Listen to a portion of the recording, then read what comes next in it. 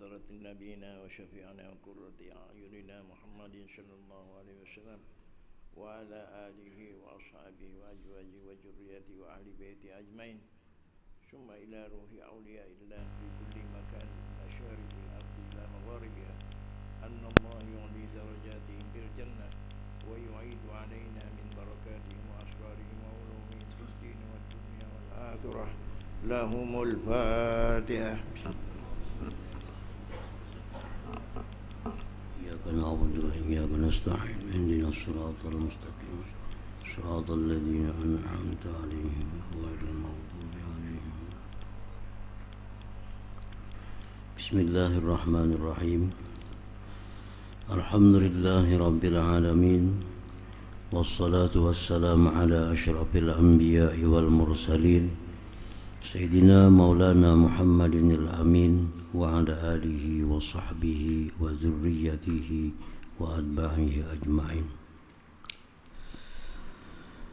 Berkata Maulana Syekh Muhammad Arsad bin Abdullah Al-Banjari rahimahullah, nafa'ana bi'ulumihi wa asrarih. Pertama, kaum Hubbiyah. Ini beliau menerangkan tentang kaum yang menamakan dirinya sebagai kaum sufi, kaum tasawuf, tetapi dianggap sesat karena sebagian i'tikad dan tingkah laku mereka. Ada 13 kelompok sufi yang dinyatakan sesat itu, 13 kelompok sufi, dan ini bagian dari yang 72 kelompok. Yang pertama adalah kelompok yang dinamakan kaum Hubbiyah. Adapun kaum Hubbiyah maka adalah i'tikadnya, keyakinan mereka bahwa seorang hamba apabila sampai ia kepada martabat kasih akan Allah Ta'ala dan tiadalah yang dikasihinya yang lain daripada Allah Ta'ala, maka terangkatlah daripadanya taklif syara' dan segala ibadah. Nah, itu keyakinan mereka. Kalau sudah cinta kepada Allah Subhanahu wa Ta'ala, ajarnya tidak ada yang lain lagi selain Allah yang dicintai, maka hukum-hukum syara' itu gugur daripadanya, gugur. Maka jadilah segala yang haram itu halal padanya.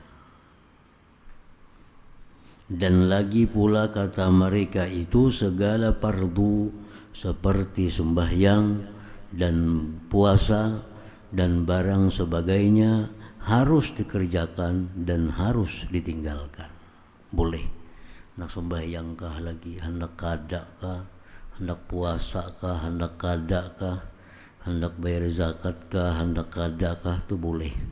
Kalau sudah orang sampai kepada tingkatan atau kedudukan cinta kepada Allah Subhanahu wa Ta'ala. Nah, ini jelas adalah i'tikad, keyakinan yang salah.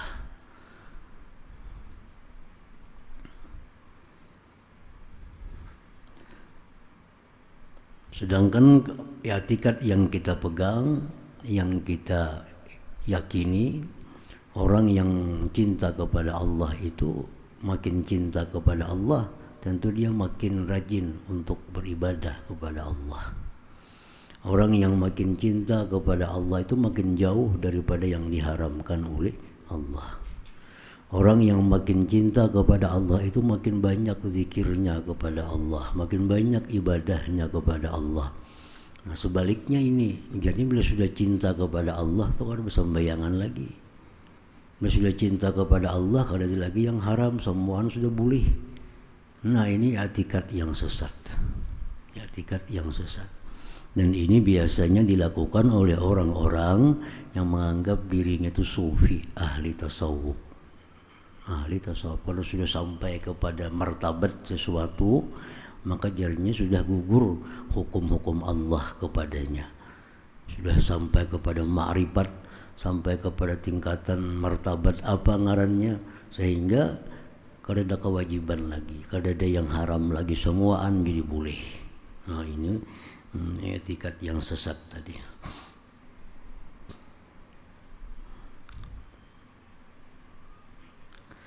Sebagaimana kita tahu, tidak ada manusia, tidak ada orang yang lebih cinta kepada Allah melebihi cintanya Nabi kita kepada Allah.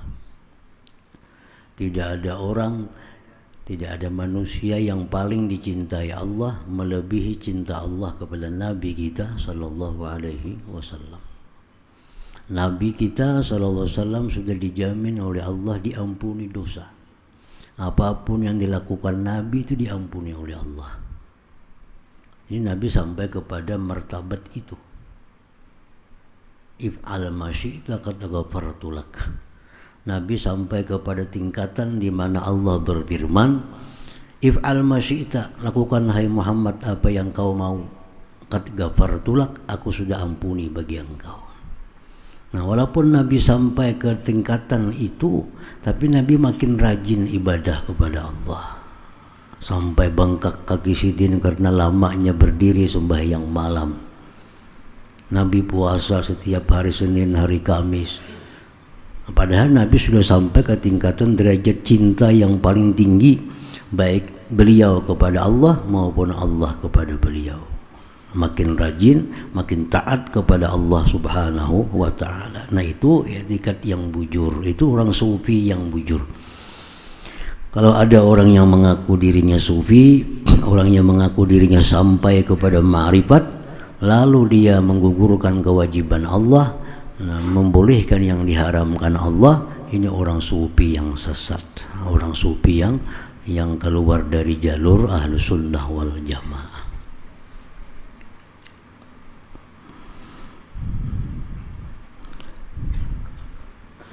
Dan setengah mereka itu kaum hubbiyah ini tiada menutup auratnya. Nya mau buka aurat, mau berselawar handap. Karena jadinya kada lagi kewajiban menutup aurat. Nya sudah cinta kepada Allah. Boleh aja membuka selawar lagi, apakah betilanjang kah? Boleh aja. Maka etikat dan pekerjaan yang demikian itu semata-mata kafir dan dhalalah. Kafir dan sesat itu. Kenapa kafir? Karena mereka menggugurkan segala keparduan, membolehkan segala yang diharamkan. Nah itu yang menyebabkan mereka itu kafir.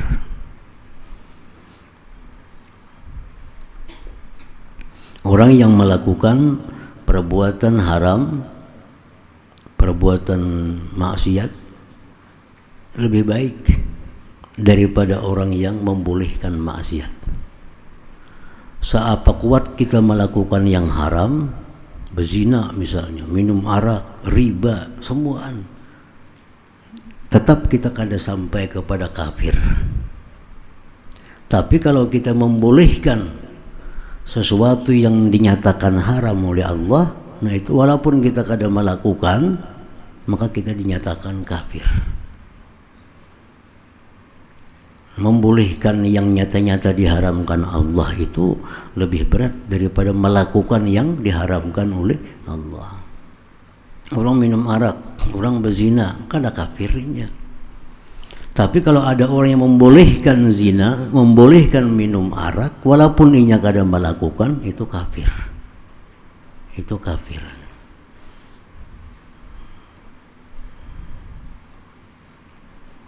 Orang betilanjang, kafirlah, kada kafir. Muka aurat. Tapi kalau inya mengatakan, mengetikatkan bahwa aku boleh aja betilanjang kada apa-apa, nah itu kafir. Membolehkannya itu yang jadi masalah. Jadi banyak perilaku perbuatan yang haram tapi kada sampai kepada kafir. Nah beda dengan membolehkan yang diharamkan oleh Allah Ta'ala. Nah itu berbahaya.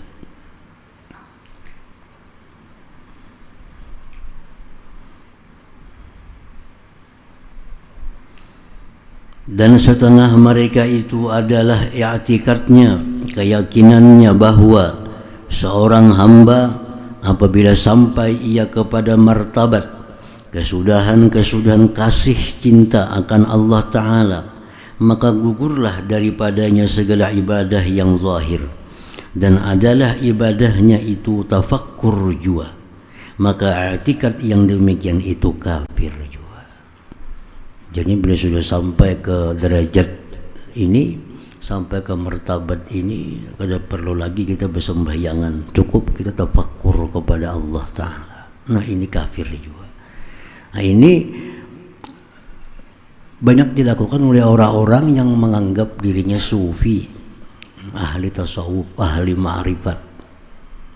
Sembahyang gak ada kepada ahli ma'rifat. Nah ujarnya aku tafakkur aja lagi. Nah itu kafir. Itu kafir.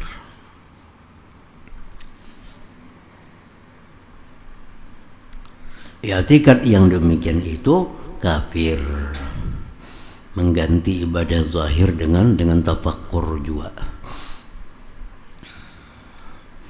Dan setengah mereka itu adalah i'tikadnya bahwa seorang hamba apabila sampai kepada martabat kesudahan kasih akan Allah Ta'ala, maka haruslah baginya segala perempuan yang lain daripada istrinya dan segala sahaya orang, budak-budak orang, maka i'tikad yang demikian itu kafir juga. Jadi bila sampai kepada derajat cinta kepada Allah, maka halal bini-bini orang. Bini-bini orang halal, budak-budak jariah orang halal. Ini jelas sudah kafir. Dan setengah mereka itu adalah i'tikadnya bahwa harta dunia itu sekaliannya mubah bagi anak Adam, boleh.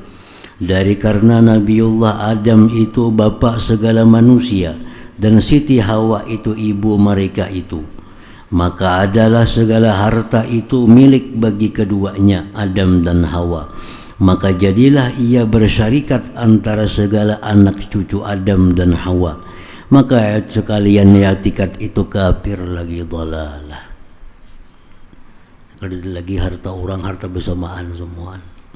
Baju orang ya baju kita, sandal orang sandal kita, duit orang bersamaan semua. Karena warisan nenek moyang, ini semua warisan dari Nabiullah Adam dan Siti Hawa. Ini i'tikad demikian kafir juga.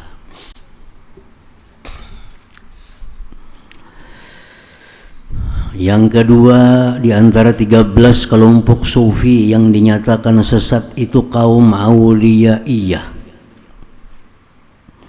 Adapun kaum Auliyaiyah, maka i'tikad mereka itu bahwa seorang hamba apabila sampai ia kepada martabat derajat wilayah kewalian, maka terangkatlah daripadanya amar dan nahi, perintah dan larangan Allah. Kalau orang itu jarinya sudah jadi wali, kalau dia lagi suruh dan tegah Allah, semuaan boleh. Nah ini kelompok Auliyaiyah. Ada juga itu. Ini semua kelompok yang dibicarakan sini dalam kitab ini, kelompok yang ada. Baik di negeri Arab sana adanya atau di negeri kita, pokok itu ada. Orang yang mengatakan bahwa kalau sudah jadi wali itu, kenapa lagi yang digawi boleh semuaan. Kalau ada lagi perintah Tuhan, kalau ada lagi larangan Tuhan, karena sudah wali Allah Ta'ala. Nah ini ngarannya kelompok Auliyaiyah. Dan lagi pula katanya dan i'tikadnya bahwa wali itu afdal daripada Nabi. Ya, kalau ada wali yang dicela, nyamuk. Bila Nabi dicela, ada bapaknya. Nah, ini mengatakan bahwa wali itu lebih afdal daripada Nabi. Ada aja orang mencela seorang wali, wah ini ribut, bisa nak menampiling. Tapi ada aja orang mencela Nabi, ini berenai aja kada bapak. Hanya menganggap wali itu lebih afdal daripada Nabi. Nah ini i'tikad kaum sufi yang sesat juga. Maka i'tikad yang demikian itu kafir lagi, dhalalah. Ya kadang-kadang kelompok-kelompok ini, etikat ini kada diucapkan, tapi dipraktikkan. Siapa ada yang bersuara di antara kita, misalnya wali lebih afdal daripada nabi, mungkin kada ada bersuara kayak itu. Cuma kalau ada wali panutannya yang dihina, nyamuk. Kalau nabi dihina berdiam, nah iya kelompok ini artinya. Iya kelompok ini. Orang bertarikat Syekh Abdul Qadir Al-Jilani, itu walinya. Yang mengagumi Abdul Qadir Jailani sebagai tokoh tarikatnya, bujur aja itu. Ada orang maijik Syekh Abdul Qadir Jailani, wah nak bakal lahian tuh. Dibilanya mati-matian. Tapi bila ada orang maijik Nabi, menghinakan Nabinya, berani aja. Nah, iya kelompok ini. Kelompok yang mengatakan bahwa wali itu lebih afdal daripada Nabi. Mestinya kalau Nabi yang dicela, ini lebih marah daripada wali yang dicela. Nah itu yang bujur. Ini kelompok aulia iya orangnya.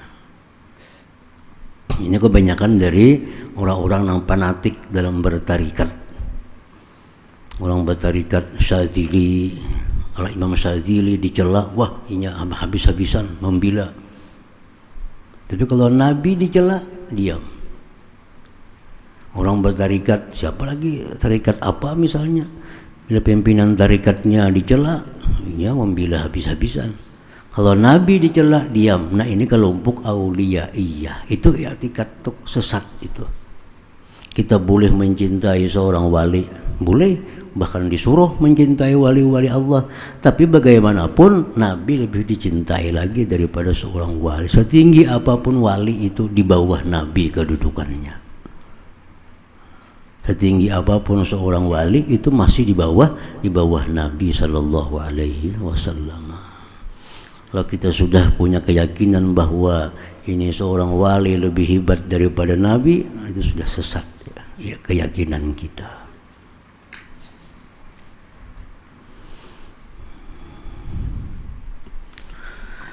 Ketiga, kaum Syamrakhiyah.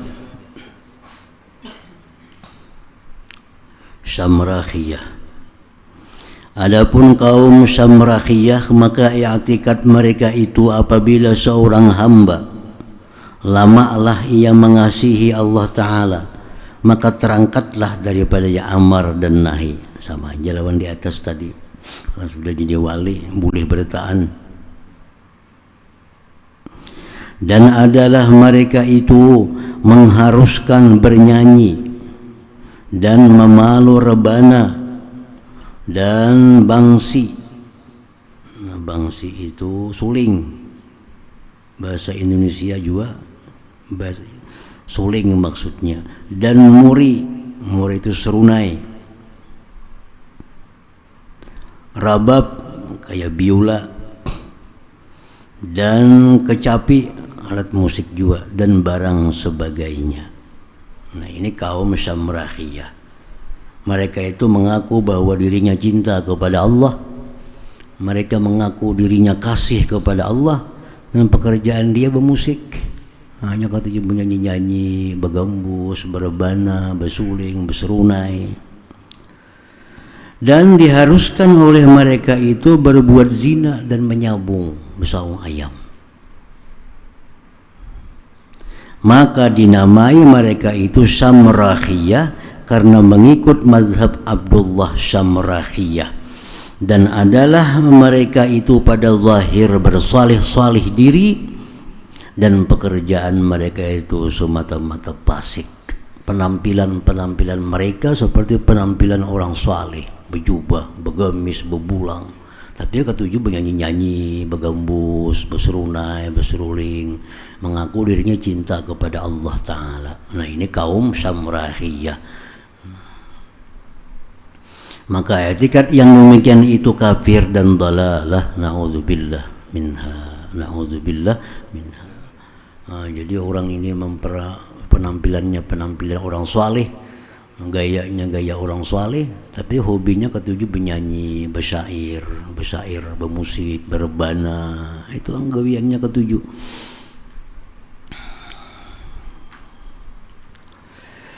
Keempat, kaum ibahiyah.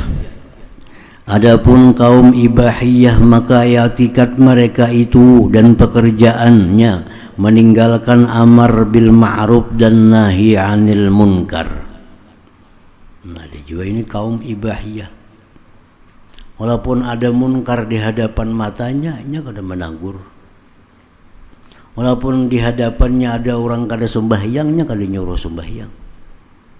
Nya meninggalkan amar ma'ruf nahi munkar. Serta katanya bahwa kami tiada kuasa menahani diri daripada amar dan nahi. Maka betapa kami menyuruh orang berbuat ma'murat dan menjauhi manhiyat. Biarnya kami kan kada baik juga, Bapak nyuruh orang berbuat baik. Nah, kami ini ahli maksiat juga, Bapak melarang orang berbuat maksiat. Jadinya kada mau amar ma'ruf nahi munkar itu. Biarnya nang menyuruh orang baik itu harus orang baik juga, maka kami ini kada baik biarnya. Nah, gitu.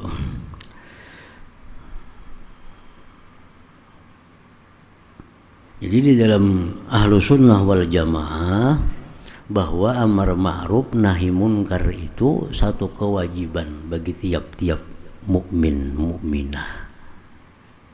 Walaupun inya sendiri belum bisa melakukan kebaikan itu. Walaupun dia sendiri belum bisa menjauhi kejahatan itu, tapi dia tetap dituntut, diwajibkan oleh Allah untuk menyuruh baik dan melarang kejahatan. Walaupun inya sendiri masih jahat. Orang misal kada sembahyang, ini satu dosa. Membiarkan anaknya kada sembahyang, bininya kada sembahyang, dosa yang lain lagi. Karena amar ma'ruf nahi munkar itu satu kewajiban.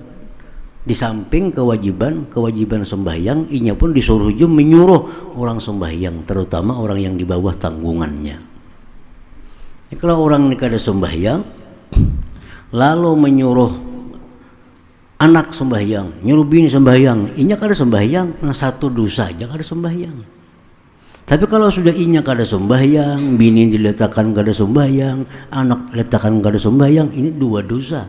Satu dosa kada sembahyang, dua dosa meninggalkan menyuruh tanggungannya untuk sembahyang. Nah, sama orang melakukan dosa. Orang melakukan dosa satu kesalahan. Membiarkan anak bininya melakukan dosa itu kesalahan yang lain lagi. Nah, jadi kada dituntut harus baik dulu, hanya amar ma'ruf nahi munkar. Nah, itu kewajiban yang terpisah. Kewajiban yang terpisah. Jadi kada disuruh kita menunggu jadi orang baik dahulu, hanya amar ma'ruf nahi munkar. Karena amar ma'ruf nahi munkar itu perintah yang lain lagi dari Allah Subhanahu wa taala. Nah, jadi beda dengan kaum ibahiyah ini. Kaum ibahiyahnya kada mau amar ma'ruf nahi munkar itu kada mau. Karena menganggap dirinya masih kotor jarinya. Menganggap dirinya masih kada baik, jadi kada maunya amar ma'ruf nahi munkar. Anak kada sembahyang, bini kada sembahyang, dia liatakannya, jadi aku gini kada baik juga. Nah, ini kaum ibahiyah.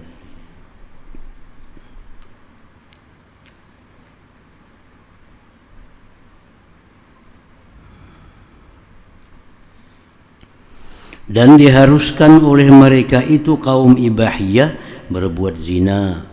Mereka itulah sejahat-jahat makhluk, maka i'tikad yang demikian itu kafir dan dhalalah, na'udzubillahi minha. I'tikad kafir juga.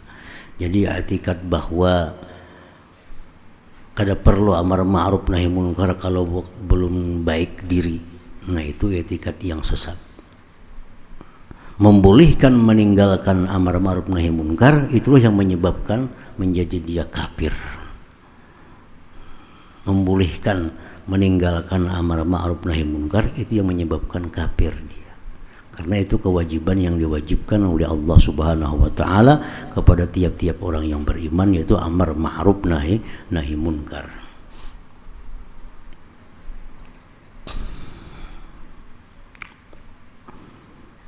Yang kelima, kaum haliyah. Adapun kaum haliyah maka adalah i'tikad mereka itu dan dikatanya bahwa diharuskannya menari dan bertepuk tangan tatkala bernyanyi. Bernyanyi itu bahasa kita, bahasa Arabnya basyiir. Basyiir itu bernyanyi artinya. Jadi syair itu belum tentu baik, tergantung dalamnya. Walaupun syair itu bahasa Arab, ini yang sembarang basyiir. Kalau tahu artinya apa, garang arti bahasa syair itu, karena orang Arab tuh bernyanyi basyair yang menyambat. Nah, jadi kelompok haliyah ini orang yang mengaku dirinya sufi, mengaku dirinya bertasawuf. Nah, mereka itu diharuskan menari, menggoyang-goyangkan tubuhnya dan bertepuk tangan, bampik tatkala bernyanyi, lalu ia pingsan. Ini ujung-ujungnya rabahan. Saya kung bersyair, saya kung benari-nari, pingsan akhirnya. Maka kata segala muridnya bahwa adalah syekh kami, guru kami di dalam suatu hal, masih datang halnya aja. Maka adalah pekerjaan yang demikian itu bersalahan dengan jalan Rasulullah sallallahu alaihi wasallam, yaitulah bid'ah lagi dhalalah, na'udzubillah minha. Kalau orang saleh dahulu diriwayatkan banyak yang pingsan ketika membaca ayat-ayat Quran, Al-Quran, kisah-kisah neraka, kisah azab Allah, banyak yang pingsan. Ada ini ada bersyair, bersyair, menari-nari, ujungnya pingsan. Yang mengaku bahwa datang halnya ajarnya. Nah, itu di luar daripada petunjuk jalan Rasulullah SAW, disebut bid'ah dalalah. Walaupun kada sampai kepada derajat kekafiran, tapi bid'ah dalalah karena di luar jalan Rasulullah SAW. Keenam, kaum huriyah adalah kaum huriyah, maka adalah i'tikad mereka itu seperti setengah kaum haliyah yang tersebut itu. Dan lagi pula kata mereka itu adalah datang kepada kami tatkala kami pingsan segala anak bidadari, maka kami bersetubuh jima dengan dia. Ini pengakuannya, ya nyerahat kami pingsan itu datangan bidadari, bersetubuh dengannya. Apabila sadar mereka itu daripada pingsan, maka mandi janabatlah mereka itu. Maka i'tikad yang demikian itu kafir dan dhalalah. Itu kaum huriyah.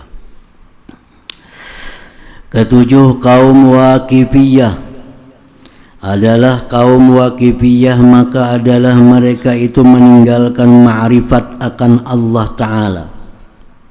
Kata mereka itu bahwa Allah Ta'ala sekali-kali tiada dikenal akan dia, dan adalah hamba lemah daripada mengenal dia Allah. Nah, ini kaum waqifiyah. Ini kada mau ma'rifat lawan Tuhan. Ini kita kada sanggup mengenal Tuhan itu. Jadinya kada mau berusaha untuk ma'rifat kepada Allah. Karena anggapannya Allah Ta'ala itu kada kawa dikenali. Nah, ini lain lagi pulang. Ujarnya bahwa Allah Ta'ala sekali-kali tiada dikenal akan dia dan adalah hamba lemah daripada mengenal dia. Maka i'tikad yang demikian itu kafir karena ingkar akan beberapa nas ayat Quran dan hadis yang mengatakan bahwa Allah itu kada kawa dikenali. Itu ingkar dengan Quran dan hadis. Makanya i'tikad seperti ini dikatakan kafir karena mengingkari petunjuk Quran dan hadis. Allah Ta'ala itu bisa dikenali melalui ayat-ayatnya. Demikian bunyi Al-Quran, bunyi hadis Nabi. Allah ciptakan manusia. Apa Allah ciptakan ini manusia? Liya'rifuni, agar mereka kenal akan aku. Nah, itu kan disuruh kita mengenal Allah. Adanya ini lain pendapatnya. Jadi Tuhan itu kada perlu dikenal, kada kawaju dikenali. Nah, bertentangan dengan Al-Quran. Kedelapan, kaum mutajahiliyah. Kaum mutajahiliyah. Adapun kaum mutajahiliyah maka adalah mereka itu memakai pakaian dan mengerjakan pekerjaan fasik.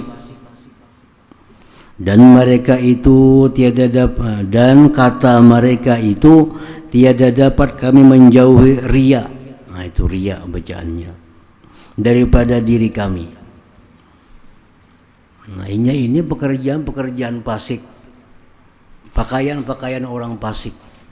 Ujiannya kami kada kawa baik, baik kami riya.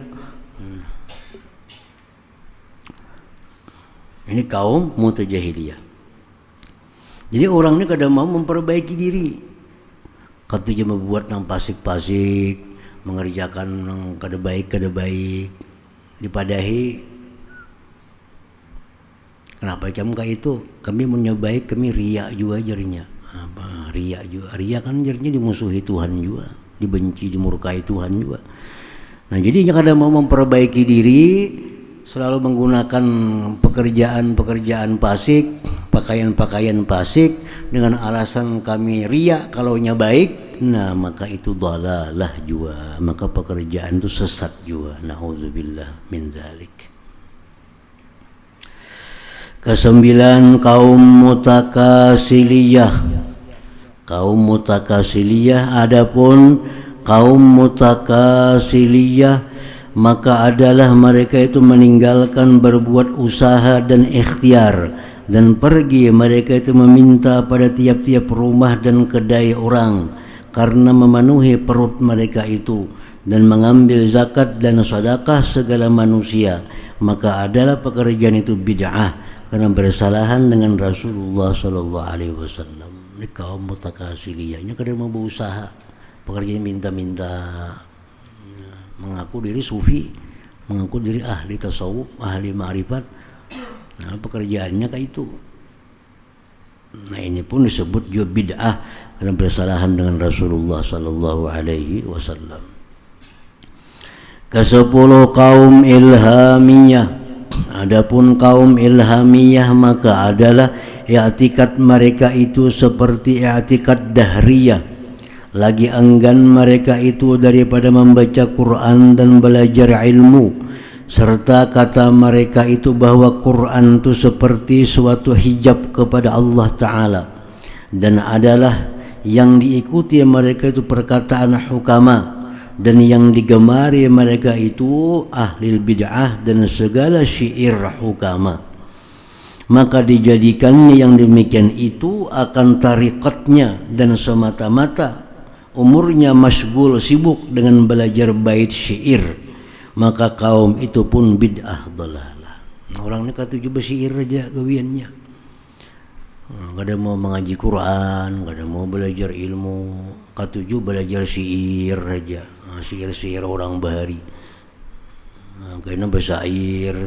Nah ini ada mau mengaji Al-Quran, kada mau belajar ilmunya, kada mau. Yang dikajinya cuma syair-syair, lagu-lagu itu. Nah ini kaum 10 ilhamiyah ngarannya.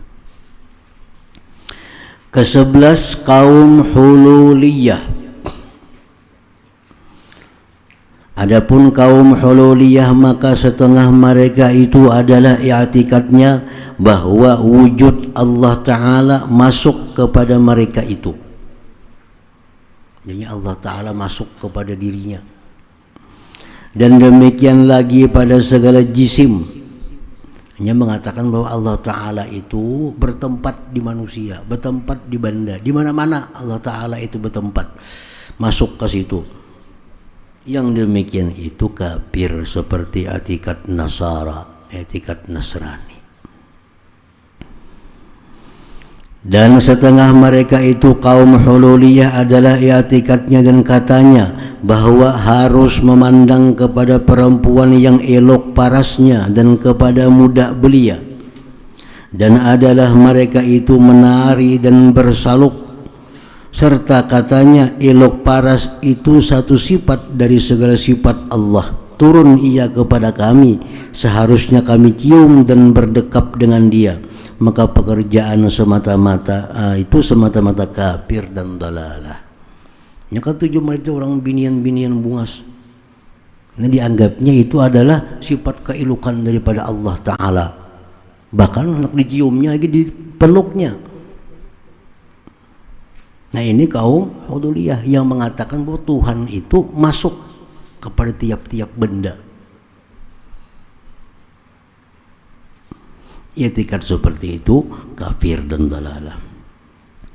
Kata Syekh Abu Najib As-Suhrawardi di dalam kitab Amariful Ma'arif, qaddasallahu sirrah, adalah setengah daripada kaum Hululiyah itu bernama Qalandariyah. Adalah ia mengharuskan segala pekerjaan, serta katanya apabila adalah kami suci daripada hawa nafsu lagi tulus ikhlas kepada Allah, yaitulah kesudahan segala maksud. Nah, jadi yang penting hidup ini ikhlas karena Allah. Itulah yang dituju dalam hidup ini.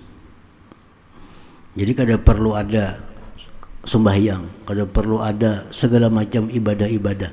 Yang penting kita hidup ini ikhlas karena Allah. Nah, itu yang dituju jarinya. Adapun mengerjakan amal syariat itu, maka yaitu martabat segala awam yang kurang lagi turut-turutan. Jadinya nang sembahyang, puasa itu segan orang awam itu. Kita kada penting lagi itu. Maka adalah i'tikad yang demikian itu kafir. Kewajiban sembahyang itu berlaku untuk semua orang. Nabi aja sembahyang, masa kada sembahyang?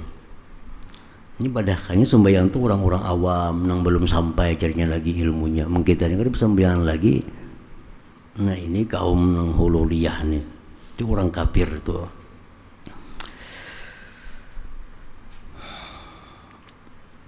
Mereka dikatakan kafir karena mereka mengatakan, mengiktikadkan bahwa kewajiban itu hukum-hukum Allah hanya untuk orang-orang awam.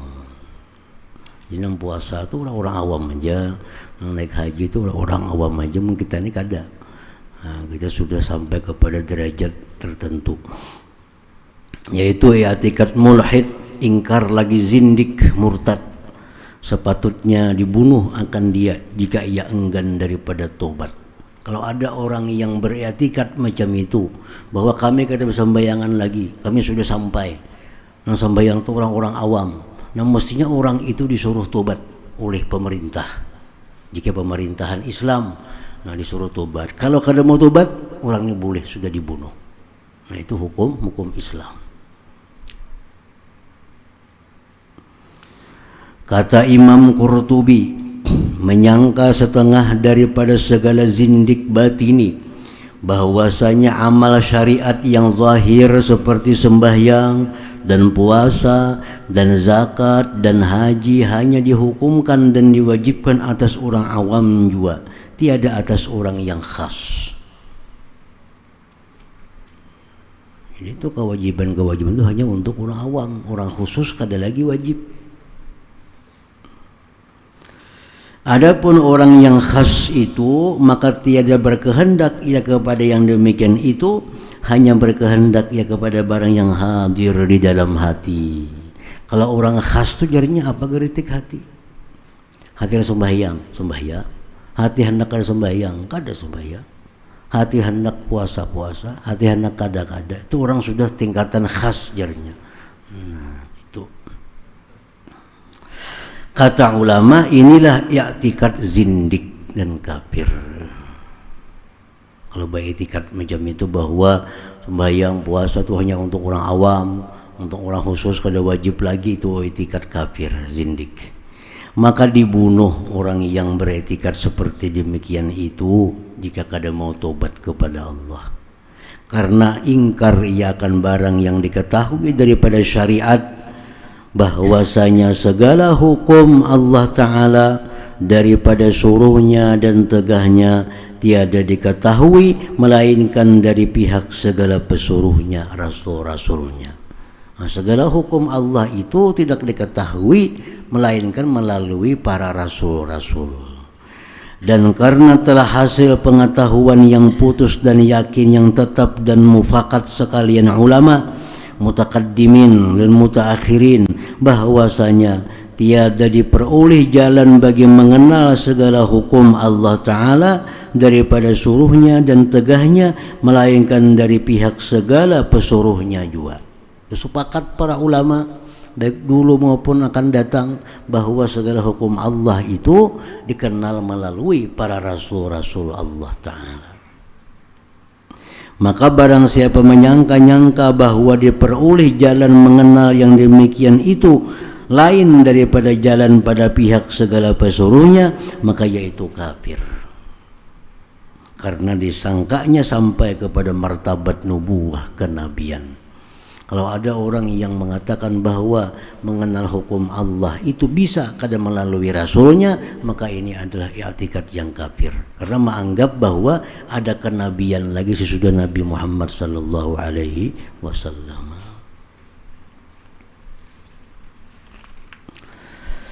Kata Imam Ghazali rahimahullah, jikalau menyangka seorang wali akan bahwasanya ada antaranya dan antara Allah Ta'ala martabat dan hal yang menggugurkan wajib sembahyang dan menghalalkan minum arak seperti disangka oleh kaum yang bersupi-supi dirinya, maka tiadalah syak pada wajib membunuh dia.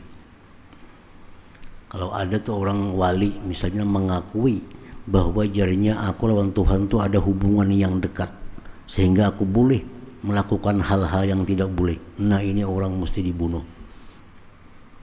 Mesti dibunuh.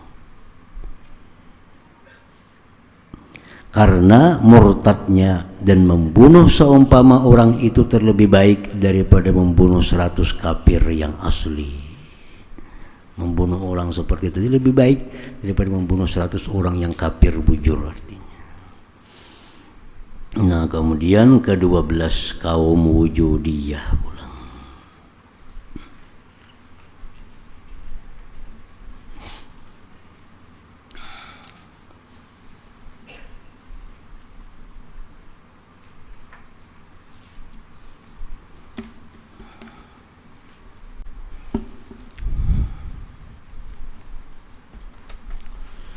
الفاتحة إلى روح المصطفى سيدنا محمد صلى الله عليه وسلم. الفاتحة.